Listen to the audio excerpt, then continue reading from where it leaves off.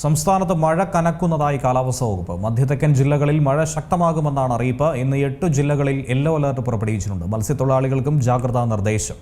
കേരള തീരത്തോട് ചേർന്ന് ചക്രവാത ചുഴി സ്ഥിതി ചെയ്യുന്നതിന്റെ സ്വാധീന ഫലമായിട്ടാണ് മഴ ശക്തമായത്.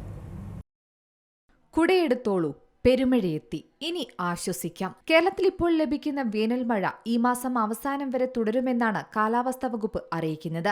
വിവിധ ജില്ലകളിൽ ഉച്ചയ്ക്ക് ശേഷം വൈകിട്ടും രാത്രിയുമായി ഇടിവെട്ടി മഴ പെയ്യുമെന്ന് തന്നെയാണ് വിദഗ്ധർ മുന്നറിയിപ്പ് നൽകുന്നത്.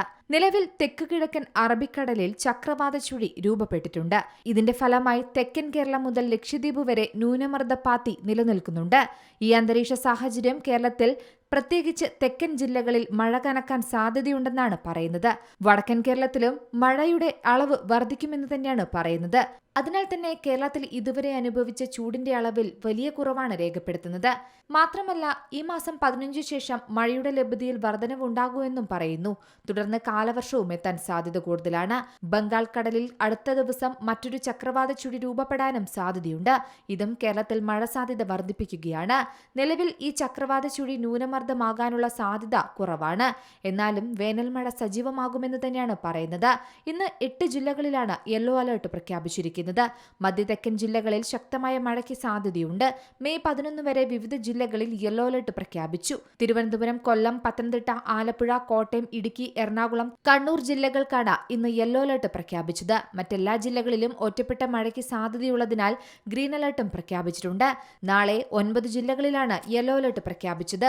അടുത്ത 3 മണിക്കൂറിൽ തിരുവനന്തപുരം, കൊല്ലം, പത്തനംതിട്ട, ആലപ്പുഴ, കോട്ടയം, ഇടുക്കി, എറണാകുളം ജില്ലകളിലും ഒറ്റപ്പെട്ടയിടങ്ങളിൽ ഇടിമിന്നലോടുകൂടിയ നേരിയ മഴയ്ക്കും സാധ്യതയുണ്ടെന്നാണ് പറയുന്നത്.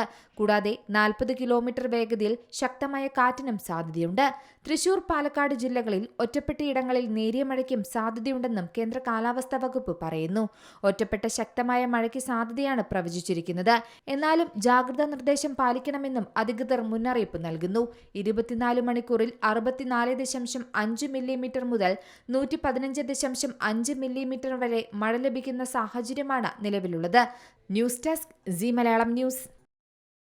ഏറ്റവും പുതിയ വാർത്തകളും വിശേഷങ്ങളും വിരൽത്തുമ്പിലറിയാൻ സി മലയാളം ന്യൂസ് എല്ലാ ഡിജിറ്റൽ പ്ലാറ്റ്ഫോമുകളിലും ലഭ്യം.